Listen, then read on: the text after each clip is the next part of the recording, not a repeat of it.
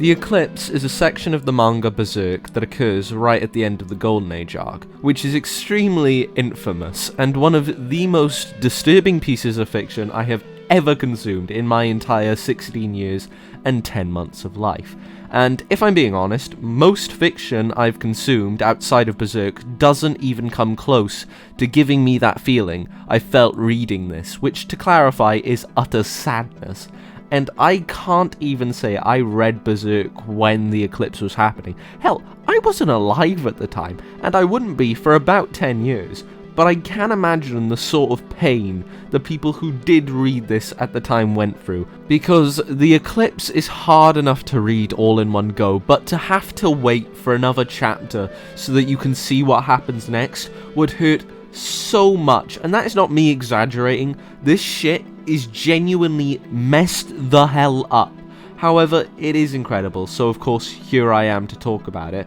But before I get on with this, I would quickly like to say that I will be spoiling one of the biggest plot twists in Berserk, in my opinion. So if you don't want to get spoiled, please click off and go read Berserk. And also, if you do enjoy this video, make sure to hit that subscribe button, because we're aiming for 500 subs by the end of the year, and if you could help,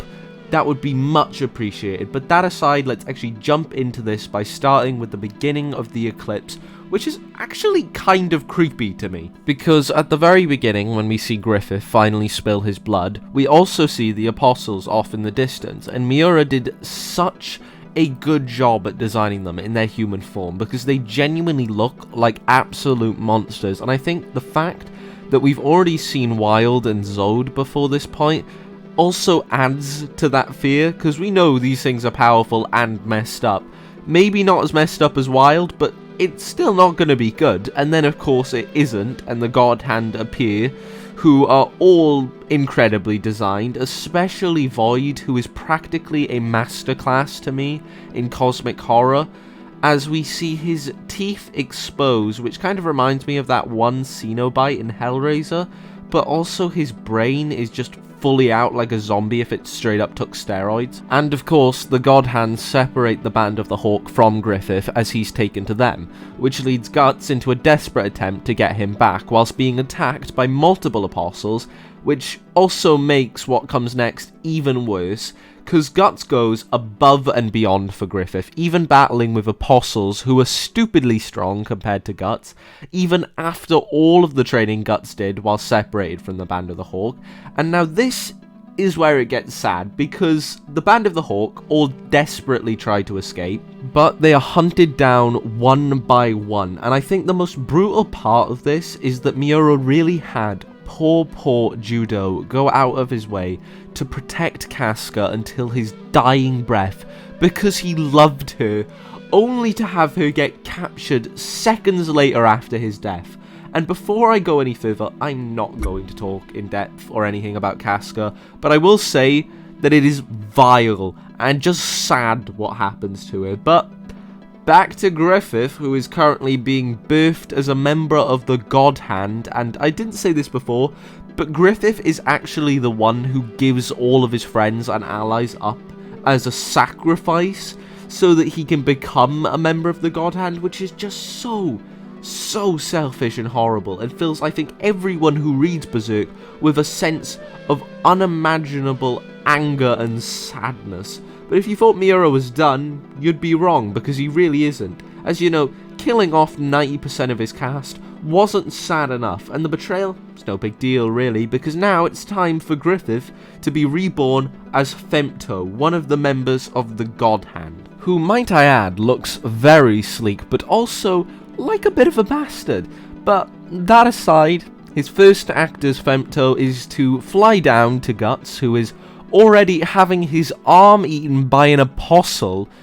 and then he does something really bad and takes Casca away from Guts in a way, but I'm just not going to talk about that, because it's very brutal and really not fun to read. But after this, Miura is finally ready to give his characters some mercy. You know, right after Casca has been mentally destroyed, and Guts, who is physically destroyed and sort of mentally destroyed as well. Oh, and they both have the brand of sacrifice now, so they're going to be constantly attacked by evil spirits and apostles. So, in conclusion, it's not gone well for them, And you could even argue that the members of the Band of the Hawk that died got off lucky, but that aside, Skull Knight is here to save the day and get them out of the Eclipse, while also beating Zod, which is very impressive, and saving Rickert, who just so happened to be able to avoid the Eclipse, lucky Rickert, who is, might I add, the GOAT, and later slaps Griffith, and makes everyone who reads this story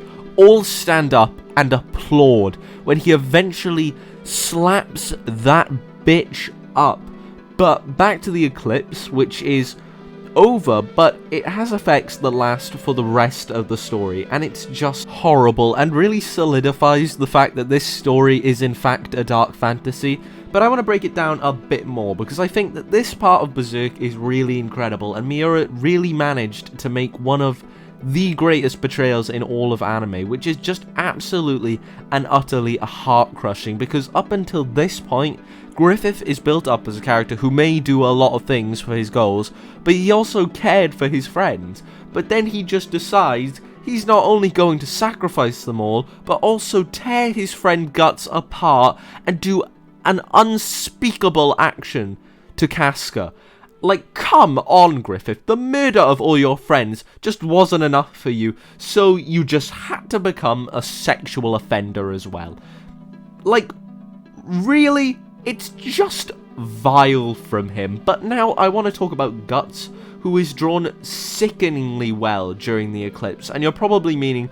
what I mean by sickeningly. And the reason I say that is because most of the time we see him throughout the Eclipse, he is always covered in blood and pushing his body to the limit for a friend who just straight up betrays him like a bitch. Although, that aside, I also gotta quickly compliment the fact that Miura doesn't just use random designs for apostles, as a lot of the apostles that appear in the Eclipse are enemies that we either see in the Black Swordsman arc, like the massive bloody slug guy or that demon woman that Guts has sex with in the very first chapter of Berserk, or we'll see Rosine from the Lost Children arc, which comes right after the Golden Age arc, which is where the Eclipse is set. And yes, we do see a lot of random designs, and we don't see any of the members of the new Band of the Hawk, except from Zod, but to be fair, they were probably busy out doing some other shit, so I can kinda see why they wouldn't be there. And with that all said and done, I don't really have anything else to say,